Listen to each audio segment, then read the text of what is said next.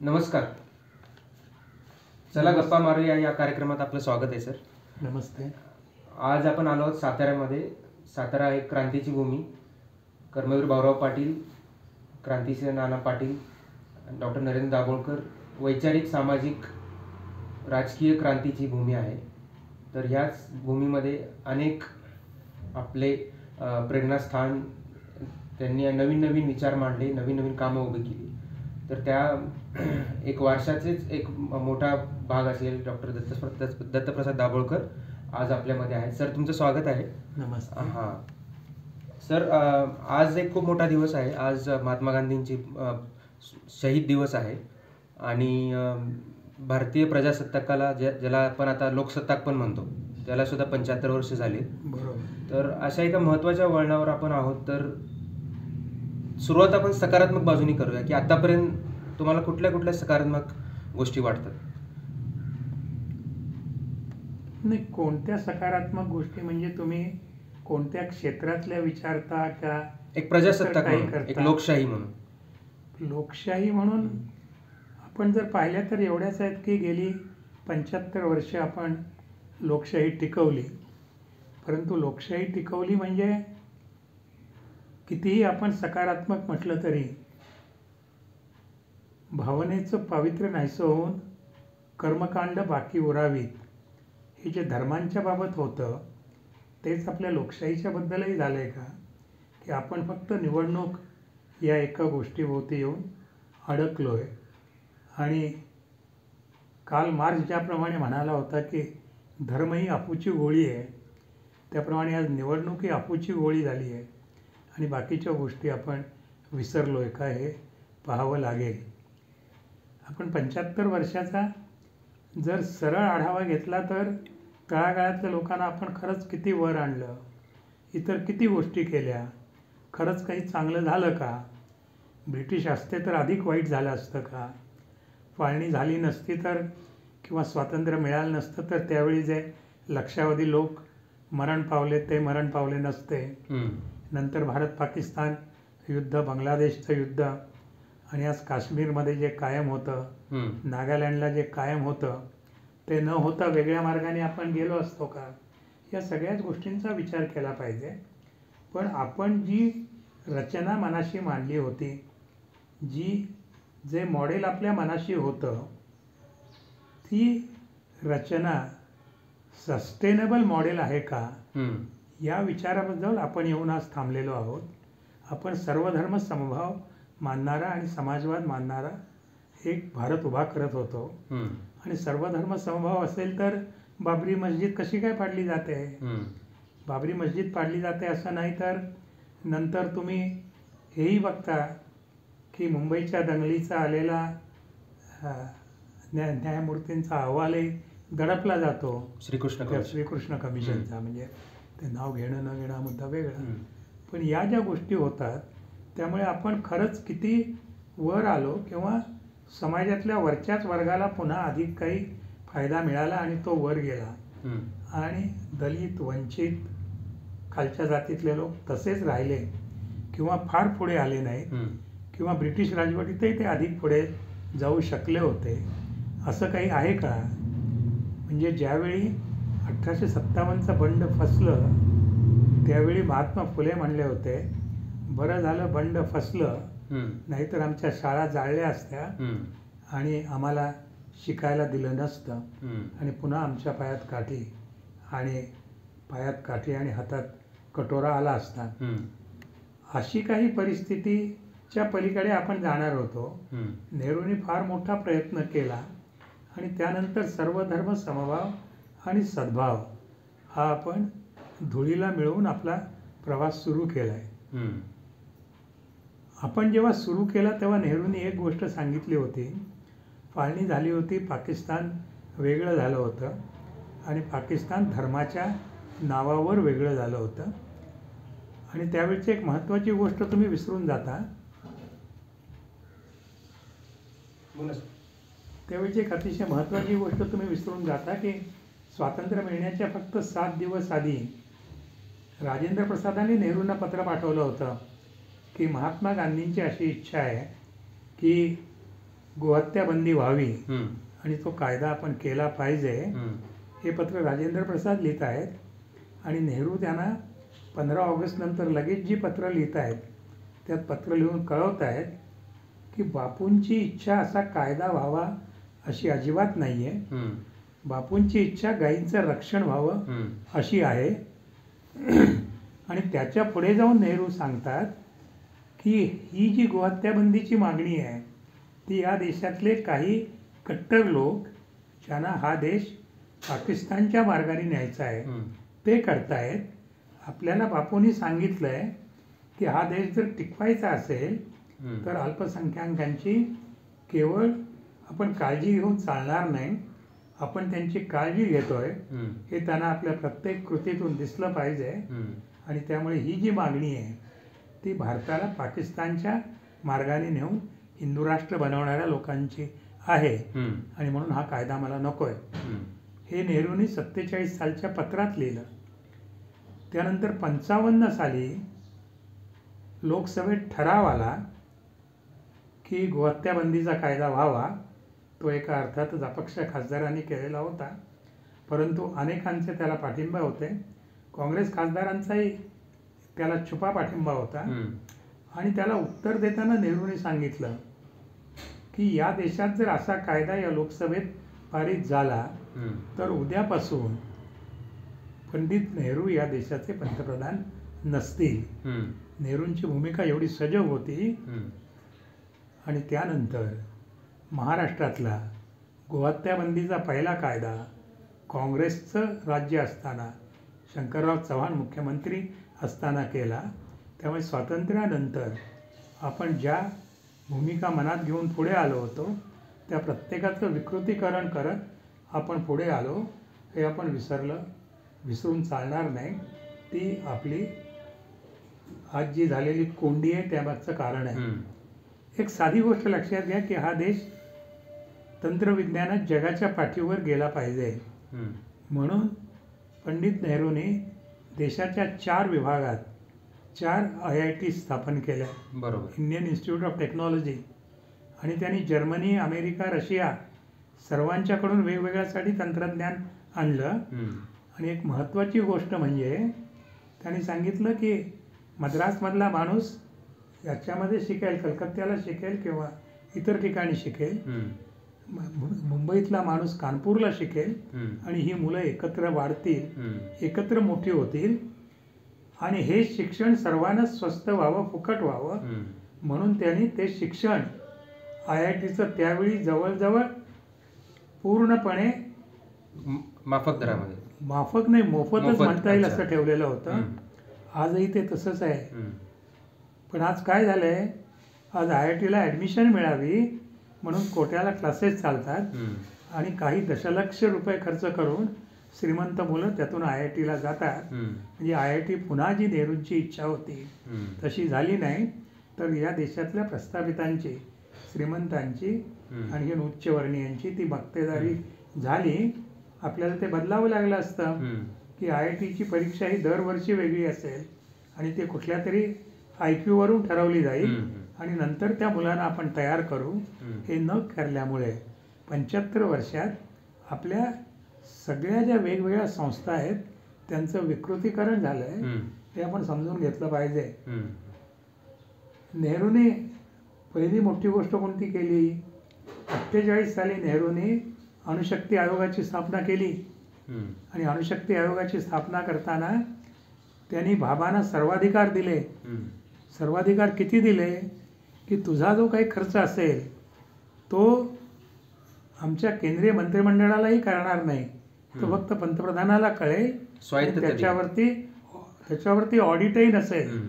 केवळ स्वायत्तता नव्हती, हम्म. हे पूर्ण स्वातंत्र्य होतं. हम्म.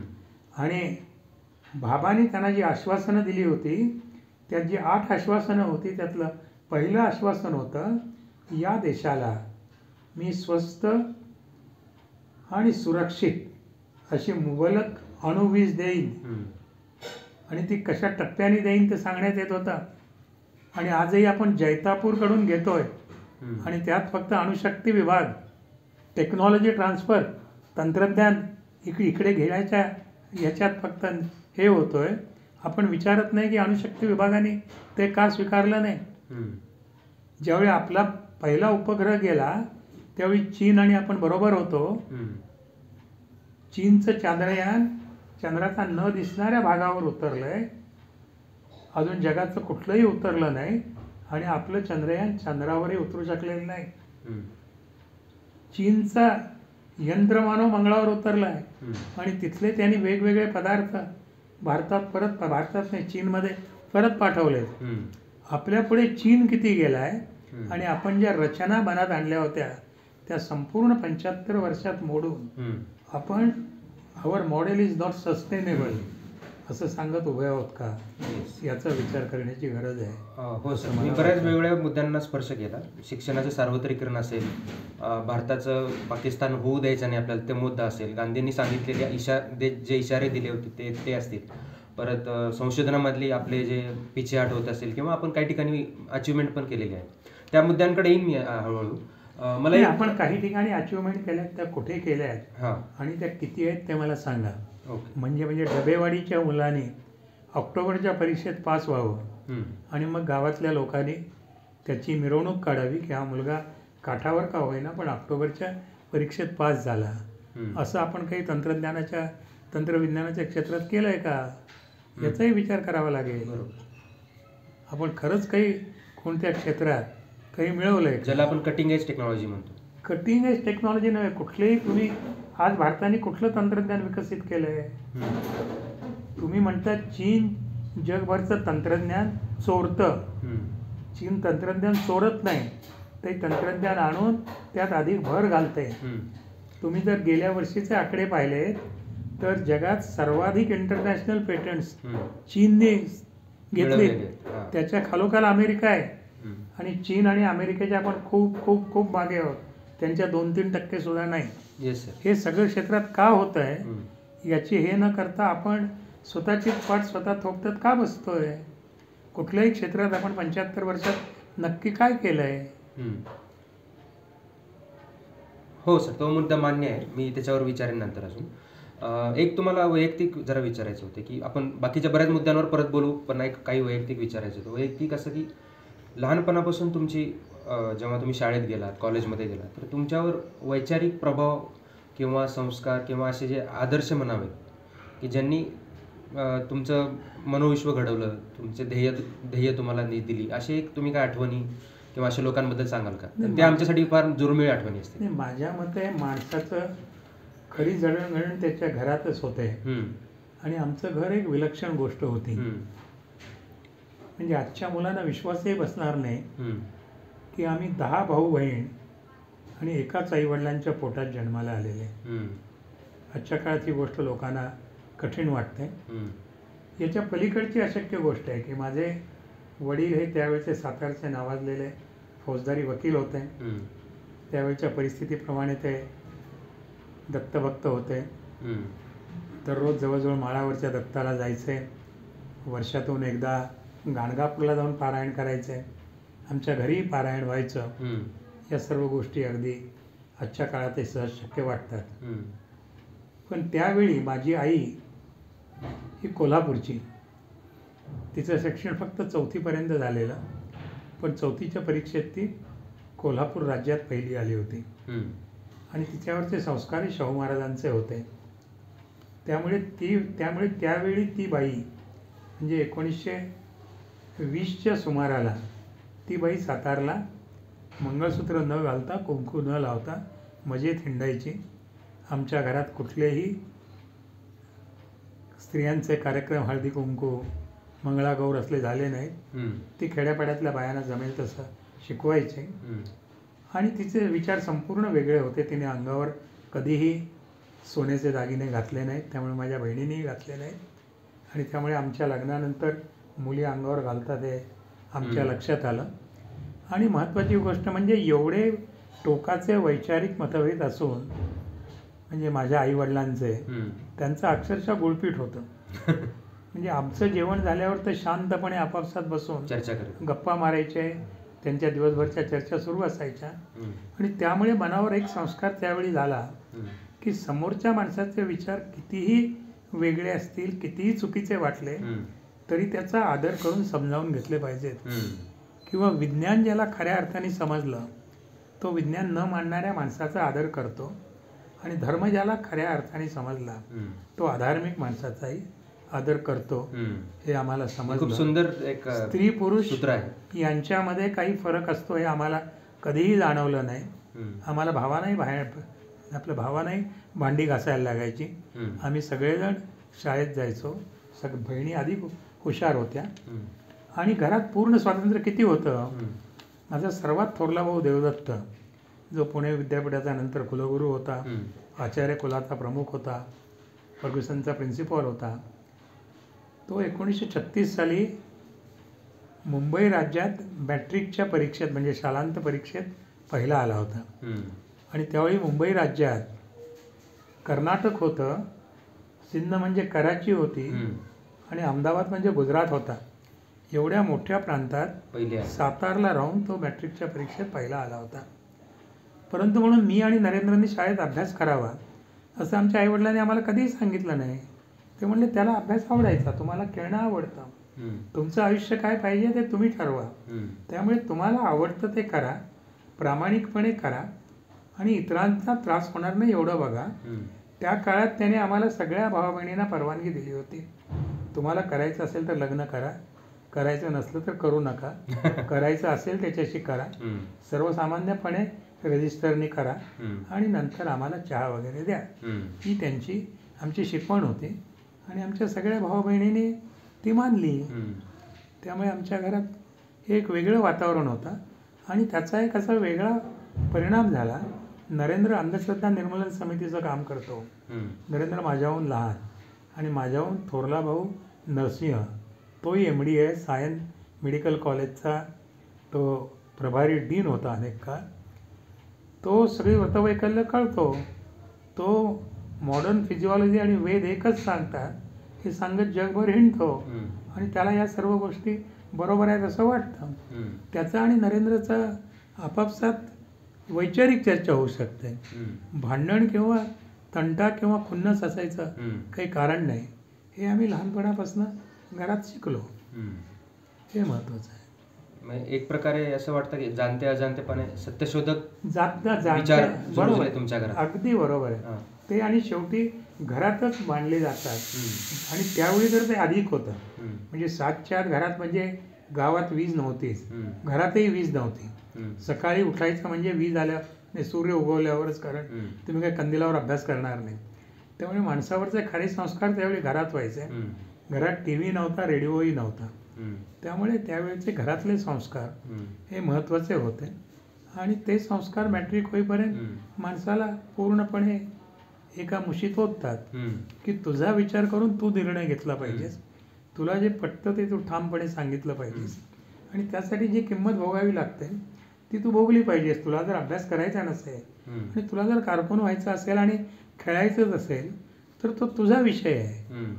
आम्ही सांगतो आम्हाला हे पटत नाही, तुला हे पटतंय, पण तू हे करू शकतोस, आम्ही काही त्याला विरोध करणार नाही. आमच्या स्वातंत्र्याचं वातावरण, प्रचंड स्वातंत्र्याचं वातावरण होतं. त्याच्यामध्ये नवनिर्मितीच्या कल्पना रुजतात आणि नवीन विचारांचे स्वागत होतं, संवाद होतो. तर एक मला विचारायचं होतं की तुम्ही असं, मला तुम्हाला परत पर्सनल प्रश्न विचारायचा, पण तुमचं एक सार्वजनिक विधान आहे त्याचा आधार घेऊन मला विचारायचं आहे की तुम्ही नेहमी म्हणता की 1947 नंतर देश स्वतंत्र झाल्यानंतर आपल्याकडे मूलभूत संशोधन झालं नाही, अजिबातच झालं नाही. त्याच्यामुळे आपल्याला नोबेल पुरस्कार असतील किंवा नवीन आपण काही केलंच नाही मूलभूत संशोधनामध्ये. पण त्याचाच धागा पकडून मला विचारायचं होतं की तुम्ही संशोधनाकडे कसं वळलात? संशोधक होण्याची उर्मी तो काही प्रसंग होता का किंवा असं काही वातावरण होतं का ज्याच्यामुळे संशोधनाकडे? मूलभूत संशोधन झालं नाही असं मी म्हणत नाही. मूलभूत संशोधन झालं नाही हे तर माहीत आहेच. भौतिक संशोधन सुद्धा झालं नाही. स्वातंत्र्यानंतर कोणत्या नव्या प्रॉडक्ट प्रोसेसेस आपण डेव्हलप केल्या, कुठले पदार्थ किंवा कुठले जुने पदार्थ नव्या पद्धतीने उभारायची आपण पद्धत सुरू केली. आपण या देशात स्वातंत्र्यानंतर काहीच केलं नाही संशोधन क्षेत्रात. हे मी संशोधन क्षेत्रात 40 वर्ष आयुष्यात काढल्यावर सांगितले आणि त्यावर मी अनेक ठिकाणी लिहिलंय. मी अंतर्नादमध्ये लिहिलंय, लोकसत्तेत लिहिलंय आणि अगदी विस्तृतपणे लिहिलेलं आहे. त्यामुळे ही जी सुरुवात होती की संशोधक बनायचं मला, हे कसं म्हणजे मनामध्ये या देशाची नवनिर्मिती संशोधक करतील आणि लहानपणापासून काहीतरी शोधावं, म्हणजे मी केवळ संशोधन नाही केलं, असं तुमच्या मनात असायचं का? मी मला शोधायचं आहे. शोधपत्रकारिताही केली. हां. म्हणजे शोधपत्रकारिता आणि संशोधक यांची शेवटी मूलभूत प्रेरणा एकच असते. मूलभूत संशोधन करणारा माणूस काय करतो, तो निसर्गातल्या रचना बघतो आणि त्या रचनांची अधिक सुसंगत मांडणी करतो. जो माणूस औद्योगिक संशोधन करतो तो काय करतो, तो एखादा पदार्थ घेतो, तो पदार्थ अधिक चांगला कसा करता येईल किंवा तो पदार्थ अधिक स्वस्त कसा करता येईल हे पाहतो. शोधपत्रकारिता काय करते, शोधपत्रकारिता कदाचित गोंडा प्रकल्पाकडे जाते किंवा ती नर्मदा प्रकल्पाकडे जाते किंवा ती ज्यावेळी देवळाला सती होते तिथे जाते. त्यामुळे ही घटना काय आहे, या घटनेतल्या त्रुटी कोणत्या आणि ही घटना समाजाच्या दृष्टीने समाज सुधारेल अशा कशा वाढवता येईल हे पाहतो. त्यामुळे ही वृत्ती पहिल्यापासून माझ्याकडे होती. शाळेत असतानापासून असं एक मनात होतं, ते कुठे बाहेर नव्हतं, पण कुठलीही गोष्ट शोधावी असं वाटणं की त्याच्या मुळापाशी जावं आणि ही रचना अधिक चांगली करता येईल का हे बघावं. मग मला असं विचारायचं होतं की प्रयोगशाळेच्या बाहेर किंवा अभ्यासक्रमाच्या बाहेर हे तुम्हाला स्वतःला कधी कन्व्हिन्स झालं की माझ्यामध्ये ही शोधवृत्ती आहे, असं तुम्ही काय केलं? तुम्ही काहीतरी केलं असणार तुम्ही. नाही, असं मी काय अजिबात केलं नाही किंवा असं काही होतं असंही मला खोटं सांगायचं नाही. त्यानंतर मला त्यावेळी देशात संशोधनाचे अनेक हे होत्या, त्यामुळे संशोधन क्षेत्रात गेलो. ही गोष्ट उघड आहे आणि प्रत्येक संशोधन क्षेत्रात ज्या त्रुटी आहेत त्याबद्दल मी सविस्तर लिहिलेलं आहे. त्यामुळे ते काय पुन्हा सांगण्यासारखं हो सर. आता हा विषय निघाला म्हणून मी विचारतो की 2005 मध्ये तुम्ही साधनामध्ये एक लेख लिहिला होता आणि त्याच्यामध्ये तुम्ही संशोधनाचे 3 प्रकार सांगितले होते. एक मूलभूत संशोधन, अप्लाइड संशोधन आणि त्याच्या पलीकडे जाऊन जे समाज उपयोगी लोकोपयोगी संशोधन आहे. तर त्या अंगाने भारतामध्ये कशी तुम्ही मांडणी कराल, म्हणजे विश्लेषण कसं कराल आपल्याकडं? नाही, भारतात संशोधन झालंच नाही एकूण, म्हणजे एकूण क्षेत्रात जे झालं ती मला कुठेच संशोधन फार झालं असं अजिबात वाटत नाही. तुम्ही जर चीन पाहिलात, जपान पाहिलात, जर आपण उगीच आपण काही केलं असं समजण्यासारखं आहे असं मला वाटतं. आपले संबंध रचना नव्याने शोधाव्या लागतील. शास्त्रज्ञाला तू बाप दाखवण्याचं श्राद्ध कर असं सांगण्याची जी प्रवृत्ती असते खाजगी क्षेत्रात ती तुमच्याकडे असली पाहिजे की तू हे शोधायचं आहेस, तू हे करायचं आहेस, नाहीतर तुझी नोकरी जाईल लगेच. हे आपण कधी केलं नाही. आपण शास्त्रज्ञांचे जास्त अलीकडं एक नवीन विज्ञान तंत्रज्ञान धोरण सरकारने आणलं होतं, त्याच्यामध्ये इनोव्हेशनला खूप भर दिला होता. तर त्याच्यामध्ये तुम्हाला काही असं सूचना किंवा असं काही वाटतं काही नवीन? नाही, इनोव्हेशनमध्ये ते पुढे तुम्ही कसं विकसित करता, डेव्हलप करता याच्यावर अवलंबून आहे. कुठल्याही गोष्टी इनोव्हेशनवरच असतात, पण इनोव्हेशनला एक भोवतालचा लॉजिस्टिक सपोर्ट लागतो. तो तुम्ही द्यायला सामाजिक मानसिकता लागतेच, पण शासकीय रचना लागते आणि शासकीय रचना ही प्रामाणिक आणि पारदर्शक असावी लागते. म्हणजे तुम्हाला एक सिंगल विंडो सिस्टीम आणावी लागेल की जो इनोव्हेशन आहे त्याला ज्या गोष्टी पाहिजेत तो एका ठिकाणी गेला की त्या सगळ्या सोडवल्या जातील अशी त्याला पद्धत पाहिजे. आणि तिथे फार मोठ्या प्रमाणात भ्रष्टाचार किंवा वेळ काढूपणा नाही हे पाहणं हे सरकारचं दायित्व आहे. पण ते सरकार करेल की नाही हे सरकारने इन्सेंटिव्ह पाहिलं पाहिजे. इन्सेंटिव्ह नव्हे, त्याच्यावरती ज्या वेगवेगळ्या अडचणी येतात त्या अडचणी न येणं आणि त्या अडचणींच्यावर मात करणं हे आपल्याला पाहावं लागेल. ह्याच्या आधी एक पायाभूत मुद्दा मला वाटतो की विज्ञान शिक्षण आणि विज्ञान प्रसार. तर आत्तापर्यंत तुम्ही 40 वर्षाच्या कारकिर्दीमध्ये जगभरात तुम्ही प्रवास पण केला, भारतामध्ये पण तुम्ही सगळं पाहिलं. तर विज्ञान शिक्षण आणि विज्ञान प्रसारमध्ये तुम्ही म्हणालात मगाशी की नव्याने सगळी मांडणी करावी लागेल, पण तरीसुद्धा तुम्हाला आवडलेले प्रयोग विज्ञान प्रसारामध्ये आणि विज्ञान शिक्षणामध्ये तुम्हाला कुठले कुठले प्रयोग आवडले जगातले, भारतातले? नाही, आणि ज्याच्यावर आपण बिल्डअप करावं असं. तुम्ही विज्ञान शिक्षण कधी देतच नाही. तुम्ही मुलांना काही गोष्टी पाठ करायला किंवा समजून घ्यायला सांगता. घोका आणि तुम्ही मुलांना म्हणजे तेही सुद्धा नाही, म्हणजे विनोबा म्हणतात तसं की आजची परीक्षा पद्धती रेचकासारखी आहे. रेचक दिलं की पोट साफ, परीक्षा दिली की तुमचं ज्ञान साफ. त्याच्याही पलीकडची गोष्ट अशी आहे की तुम्ही शिकवताना मुलांना विचार करण्याची प्रवृत्तीच कधी सांगत नाही. ही गोष्ट किती वाईट आहे. मी महाराष्ट्रातल्या अनेक शाळांच्या मध्ये गेलो आहे, प्रमुख शाळांच्यात गेलो आहे आणि 3 अगदी साधे प्रश्न मी पुन्हा पुन्हा विचारलेत, ज्यांची उत्तरं मला मिळाली नाहीत, जी अजूनही कोणी देणार नाही. उदाहरणार्थ एक पहिला म्हणजे तूही विज्ञानाचा विद्यार्थी आहेस, की आग लागली तर तुम्ही काय कराल? तर सर्वसामान्यपणे सगळेजण उत्तर देतील की आगीवर पाणी मारू, पाणी टाक. बरोबर. विज्ञान प्रश्नाला उत्तर विचारत नाही, उत्तराला प्रश्न विचारतं. पाणीच का? तुमच्या मनात विचार आला पाहिजे, पाणीच का नाही? पाण्यामुळे आग का विझते? पाण्यामुळे आग का विझते सांग. ते आगीसाठी जो ऑक्सिजन ज्वलनची प्रक्रिया आहे त्याच्यातले पाणी हे करतं, ब्लॉक करतं. हे खूप प्राथमिक झालं. खूप प्राथमिक झालं. एक फक्त ऑक्सिजन हे करतं ही फक्त एक गोष्ट झाली. पाण्यामुळे आग का विझते आणखीनही काही गोष्टी असते. माती टाकली तरी ऑक्सिजन येणार नाही, वाळू टाकली तरी. मग पाणी का टाकता तुम्ही? तुम्हाला त्याची अनेक प्रश्न आहेत, त्याची उत्तरही तुम्ही लक्षात घेत नाही. आणि मुलं फक्त घोकंपट्टी करतात.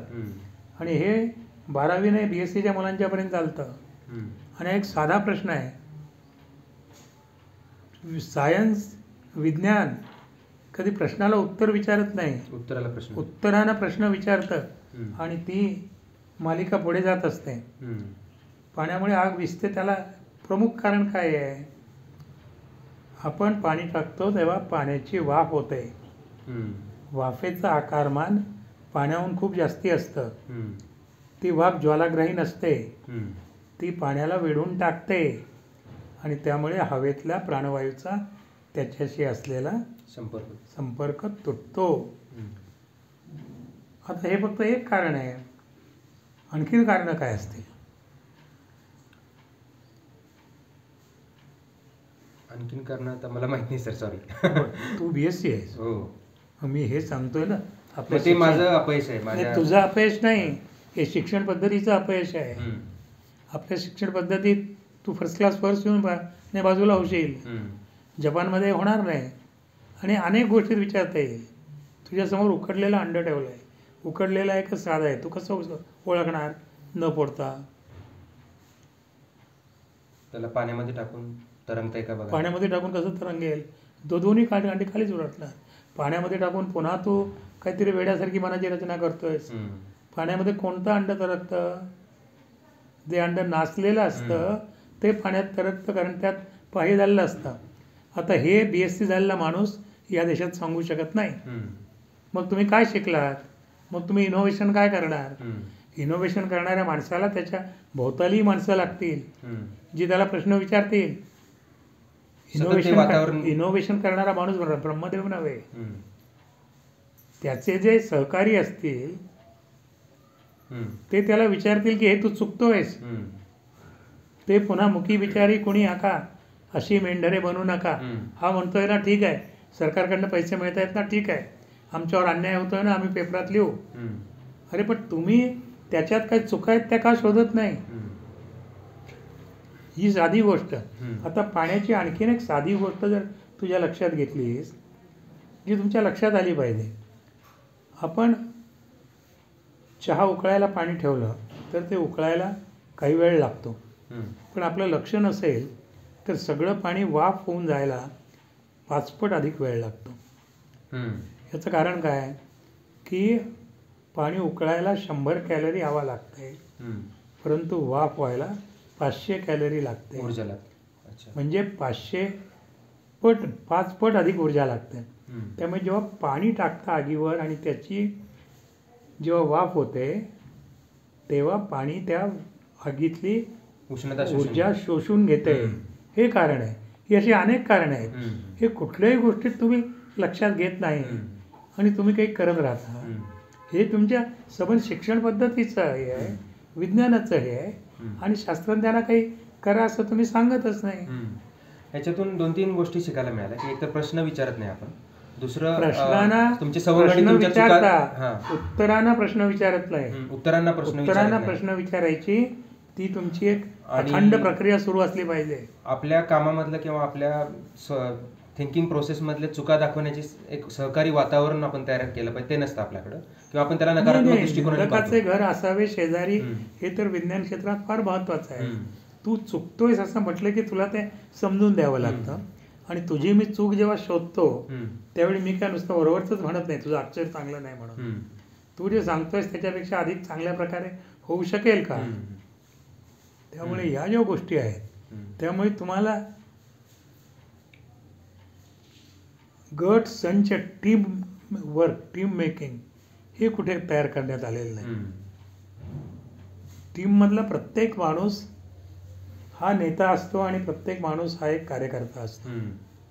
हे जोपर्यंत तुमच्या लक्षात येत नाही तोपर्यंत टीम पुन्हा यशस्वी होते. सर, याच्यामध्ये उत्तराला प्रश्न विचारणे आणि एकमेकांच्या चुका नम्रपणे दाखवणे आणि स्वीकार करणे, हे जे तुम्ही म्हणला ते फार मला चुका शोधत हिंडायचं नाही.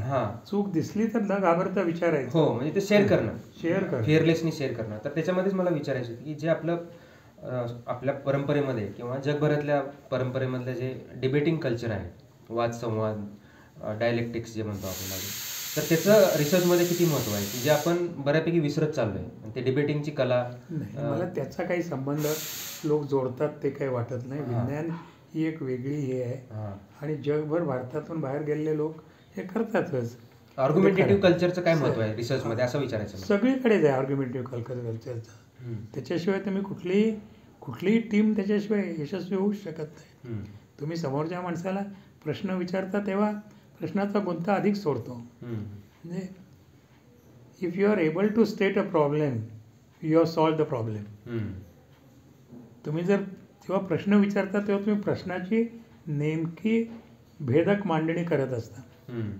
प्रश्नाची मांडणी करणं हे सर्वात महत्त्वाचं असतं ना. भारताचं चांद्रयान शेवटच्या 1.5 सेकंदात का उतरलं नाही, या प्रश्नाचं तुम्हाला मागे जावं लागेल की कुठल्या कॅन्टीनमध्ये बसून कोण झोपा काढत होता का. बरोबर, त्याचं बॅकवर्ड आपल्याला ॲनालिसिस करावं. बरोबर आहे. आणखीन एक मला वाक्य आठवलं आईन्स्टाईनचं की you cannot solve a problem at the level which was it was created, you have to go to another level. आपण त्याच लेवलला ते करत बसतो का, ज्या लेवलला. नाही, तुम्ही जेव्हा सोडवायला जाता त्याच वेळी तुम्ही वरच्या लेवलला जातच असता ना. किंवा प्रश्नाला जेव्हा तुम्ही प्रतिप्रश्न विचारता तेव्हा तो प्रश्न आणि तुम्ही दोघेही वरच्या पातळीवर जाता. तो तुम्हाला उत्तर देऊन निरुत्तरच करत असतो प्रश्न, आणि मग तुम्ही त्याला प्रश्न विचारत असता. म्हणजे मी ह्यासाठी विचारलं की तुम्ही जे रेचक किंवा घोकंपट्टीबद्दल जे बोललात, कदाचित आपण त्या लेवललाच आपण ते करत. रेचक घोकंपट्टी याच्या पलीकडे वेगळं आहे. रेचक घोकंपट्टी काही ठिकाणी लागेल. तुम्हाला मुळात जाऊन विचार करायची क्षमता, विषय समजावून घ्यायची क्षमता. विषय समजावून घेणं म्हणजे तुम्ही प्रत्येकाला प्रश्न विचारला पाहिजे ना, हे असं का म्हणून. हे जेव्हा तुम्ही विचारत नाही त्यावेळी या सगळ्या गोष्टी निर्माण होतात. सर, विज्ञान प्रसारामध्ये तुम्हाला आवडलेले प्रयोग भारतातले, जगातले विज्ञान प्रसार, लोकांपर्यंत प्रसार पोचण्याचा सर्वात जर प्रयत्न मला आवडला असेल तर तो रशियानी केलेला आहे. रशिया असताना त्यांनी जी पुस्तकं प्रसिद्ध केली ती त्यांनी इंग्रजीत केली, इतर भाषेत केली, आणि ती मी जवळजवळ 60 साली जेव्हा वाचत होतो इतक्या सुंदर प्रवाही भाषेत सर्वसामान्य माणसाला विज्ञान समजावून देणं पब्लिशर होतं. हा काय प्रकार होता. नाही, त्यांचं ते रशियाचं होतं. नंतर ते वेगवेगळ्या यांच्यातर्फे ॲक्टिव्हिटी, त्यांच्या ॲक्टिव्हिस्ट तर्फे हे जायची. ती माझ्या मते मनोविकासचे पाटकर त्यावेळी फुल टाईम कार्यकर्ते होते, ते करायचे. पण ती जरी पुस्तकं तुम्ही अजून पाहिली तर अशा स्वरूपाची पुस्तकं विज्ञानात मराठीत किंवा भारतीय भाषेत लिहिले गेलेले नाहीत.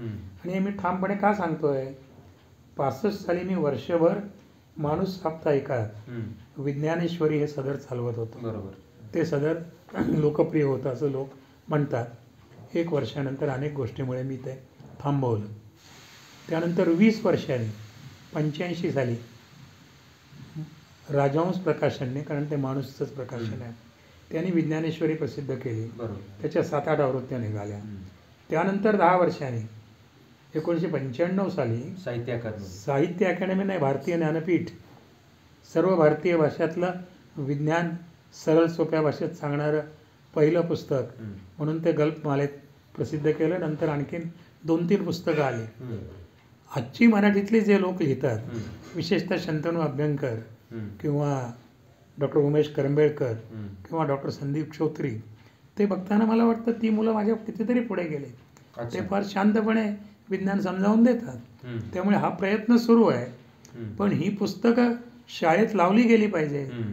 विद्यार्थ्यांच्या जवळ ती पोचली पाहिजे. हम्म. म्हणजे शंतनू अभ्यंकर आणि डॉक्टर करंबेळकर किंवा डॉक्टर क्षोत्री यांची पुस्तकं प्रत्येक शाळेत लावली गेली पाहिजेत, खास वाचन म्हणून हम्म. किंवा इतर म्हणून.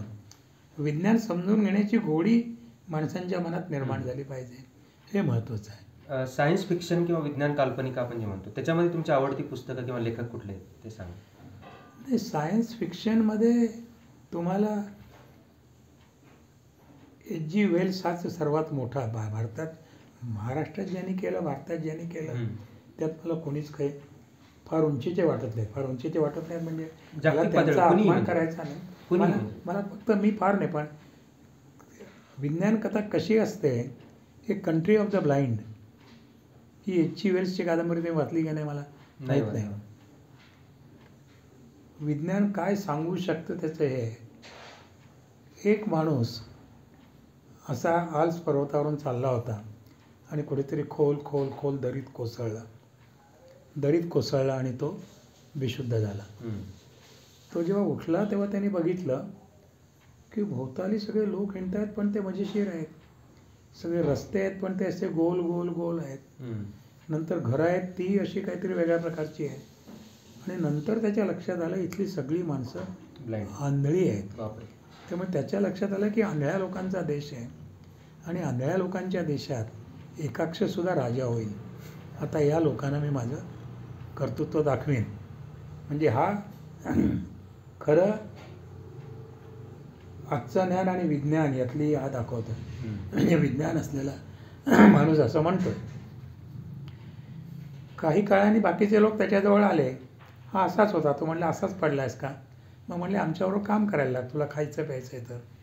मग तो त्यांच्याबरोबर डोक्यावरनं पाट्या घेऊन सामान टाकायला जायला लागला. हम्म. ते सगळं सुरू होतं. तेवढ्यात रात्र व्हायला लागली. हम्म. तो म्हणला काळोख झालाय, मला दिसत नाही. ते म्हणले असं वेड्यासारखं काय बोलतोस, तुला काम करायचं नाही का? हा. तर तू झोप, तुला देतो. त्याच्या लक्षात आलं की माझ्या दृष्टीने ही कमकुवत असलेली गोष्ट आहे, हम्म. की त्यांना अंधाराची सवय झाली, त्यांचं सगळं चाललं आहे त्यामुळे. हम्म. त्यानंतर इतर गोष्टीमुळे तो त्या गावात हे होतो, परंतु लोक म्हणतात हा मधीच असं वेड्यासारखं काहीतरी बडबडतो. हम्म. पक्षी उडतायत, पक्षी असे कधी उडतात का? हम्म. रंग किती छान छान आहेत, हम्म. रंग असं काही असतं का? हम्म. इतर काही असतं का? पण त्याचा आवाज अतिशय चांगला होता आणि राजकन्याचा आवाज अतिशय वाईट होता, पण ती अतिशय सुंदर होती. हम्म. त्यामुळे राजकन्याचं त्याच्यावर प्रेम बसलं हम्म. आणि याचंही राजकन्यावर प्रेम बसलं आणि त्यांनी लग्न करायचं ठरवलं. राजाही चांगला हुशार होता. राजा म्हणला तुमचं लग्न मी लावून देईन. त्यांनी दरबारात बोलवलं, परंतु त्याने राजवैद्याला बोलवलं. तो म्हटला हा माणूस आहे चांगला, हम्म. पण अधूनमधून वेड्यासारखं मला दिसत नाही असं म्हणून काम थांबवतो हम्म. 12-1 तास. अधूनमधून पक्षी उडतायत असं काय म्हणतो, हम्म. रंगबिंग आहेत, तारका आहेत हम्म. असं म्हणतो, कायम कवितेत असतो, हम्म. याला काय करायचं? राजवैद्य त्याला तपासतं, म्हणतो याची काही चूक नाही आहे. याच्या मेंदूसमोर, डोळ्यासमोर, याच्या मेंदूच्या समोर आणि नाकाच्या वरती 2 ओले गोळे राहिलेत, हम्म. त्यामुळे त्याच्या मेंदूवर वाईट परिणाम होतो. ते जर आपण काढले तर हा आपल्यासारखाच होईल. आणि सगळेजण ओरडतात आधुनिक विज्ञानाचा हा केवढा विजय आहे. जर विज्ञान कथा सांगताना विज्ञानांच्या मर्यादाही सांगितल्या पाहिजेत हम्म. आणि विज्ञानाच्या पलीकडे हम्म. समन्वय साधायला विज्ञानाने पुढे गेलं पाहिजे. हम्म. कारण धर्म अनेक शतकं माणसांच्या बरोबर आहे हम्म. आणि तो बरोबर राहणार आहे. हम्म. विज्ञान माणसाला एवढंच सांगतं की जन्माला येण्यापूर्वी तू माती होतास किंवा मातीतून बनलेल्या एक रसायन होतास आणि मृत्यूनंतर माती बनून तू कायमचा नाहीसा होणार आहेस. हम्म. हे खरं का खोटं बाजूला ठेवा, 99% माणसं हे स्वीकारू शकत नाहीत. बरोबर. अशावेळी माणसाच्या अशाश्वत जीवनातला त्याच्या शाश्वत अस्तित्वाचा आधार म्हणून सर्व धर्म त्याच्यासमोर उभे असतात. हम्म. ते त्याला ठामपणे सांगतात, तू जन्माला येण्यापूर्वी होतास, नंतरही असणार आहेस, सर्व लोक तुला भेटणार आहेत. त्यामुळे माणसाच्या अशाश्वत जीवनातला शाश्वत अस्तित्वाचा आधार असलेला धर्म माणसाला हवा आहे. म्हणून धर्माचा आधार घेऊनच विज्ञानाला धर्मातल्या अपप्रवृत्तीवर आघात करावा लागेल, हे जे विवेकानंद म्हणाले होते ते विज्ञान कथाही तुम्हाला शिकवतात असं मला वाटतं. आणि मराठीतल्या कुठल्याही विज्ञान कथा काही फार पुढे जात नाहीत. फक्त काही विज्ञान कथा विशेषतः सुबोध चावडेकरांच्या आपल्याला वेगळ्या पातळीवर नेतात असं मला वाटतं. आणखीन पाश्चात्य लेखक कुठले? नाही, मी फार वाचलेलं नाही. अच्छा. कारण आमची एक महत्त्वाची अडचण म्हणजे आम्हाला 9वीत इंग्रजी सुरू झालं, ABCD. त्यामुळे इंग्रजी वाचणं, इंग्रजी बोलणं हे आमच्या दृष्टीने अतिशय अशक्य गोष्ट ठरली. त्यामुळे इंग्रजी वाचन आमचं फारच कमी आहे. ओके. मग ते आता हे कथांबद्दल आपण बोलतोय, साहित्याबद्दल पण बोलतोय, त्याच्या अंगाने एक प्रश्न की लहान मुलांसाठी साहित्य निर्मिती हे एक महत्त्वाचं आपल्याकडचं कमकुवत भाग आहे आपल्या एक भारतीय समाजाचा. बरेच प्रयोग चांगले चांगले जसं बंगालमध्ये खूप चांगले लहान मुलांसाठीचे लेखक आहेत. तिथले जे सगळ्यात सर्वोच्च लेखक असतात ते लहान मुलांसाठी लिहितात, पण ते सगळीकडे नाही आहे. तर तसं काय करता येईल आपल्याला लहान मुलांसाठी विज्ञान किंवा लहान मुलांसाठी साहित्य निर्मितीमध्ये काय करता येईल? नाही, लहान मुलांसाठी साहित्य निर्मिती एक वेळ चांदोबा करत होता, आनंद करत होता, शालापत्रक करत होतं. आणि भारतीय भाषेत काय जगभरच्या भाषेत इसापनीती आहे, पंचतंत्र आहे, हे सर्व मुलांच्यासाठी मुलांच्या भाषेतच त्यांचं प्रबोधन करणार आहे. किंवा तसं पाहिलं तर अरेबियन नाईट्सही एका अर्थाने मुलांच्यासाठीच आणि मोठ्यांच्यासाठी आहे. आजच्या काळात विज्ञान आणि मानवी जीवन याची सांगड घालून विज्ञान साहित्य मुलांच्यासाठी कसं निर्माण होईल, जे मी विज्ञानेश्वरीत करत होतो किंवा आज जे शंतनू अभ्यंकर वगैरे करतात ते अधिक मोठ्या प्रमाणात झालं पाहिजे असं मला वाटतं. आणि ते महत्त्वाचं आहे. त्यासाठी आधी वाचन संस्कृतीच वाढली पाहिजे. आज वाचन संस्कृतीच बंद झालेली आहे. आणि विवेकानंदांनी तिकडनं जी पत्र लिहिली त्यात त्यांनी मुलांच्यासाठी मासिक काढा म्हणून लिहिलं आहे. अच्छा. आणि मुलांच्यासाठी मासिक काढताना त्यात चित्र कोणती पाहिजेत ते दिलं आहे. त्यात दिलं आपल्या पुराणातल्या कथा आजच्या संदर्भात द्या, त्या कसं होईल. तुम्ही विवेकानंदांना वाचलं तर मासिकं कशी काढावीत, मुलांच्यासाठी कशी काढावीत, त्याच्यावर चित्र कशी असावीत आणि आपल्या जुन्या पुराण कथातले आणि आधुनिक विज्ञानातले संदर्भ त्यात कसे द्यावेत हे त्यांनी दिलेलं आहे. आणि हे कोणीतरी आपलं जीवित कार्य म्हणून स्वीकारल्याशिवाय होणार नाही. अशी गोष्ट संस्था असतील, व्यक्ती असतील, बरोबर, लेखक असतील. बरोबर. विवेकानंदांचा विषय निघाला. मी सरांचं एक स्वामी विवेकानंदांची खरी ओळख हे पुस्तक ह्याच महिन्यात प्रकाशित झालंय आणि याची जन आवृत्ती म्हणा किंवा लहान मुलांसाठीची आवृत्ती लवकरच येणार आहे ना सर? जन आवृत्ती नव्हे, लहान मुलांसाठी सुद्धा नव्हे, साधना प्रकाशन काढताय मुलांसाठी स्वामी विवेकानंद. पण मुळात सर हे पुस्तक लिहावं हे सुरुवातीची त्याची प्रेरणा सांगाल मला श्रोत्यांसाठी? विवेकानंदांच्या अभ्यासाकडे कसा मी वळलो हा प्रश्न एका अर्थाने महत्त्वाचा आहे. पाणी पाहिजे.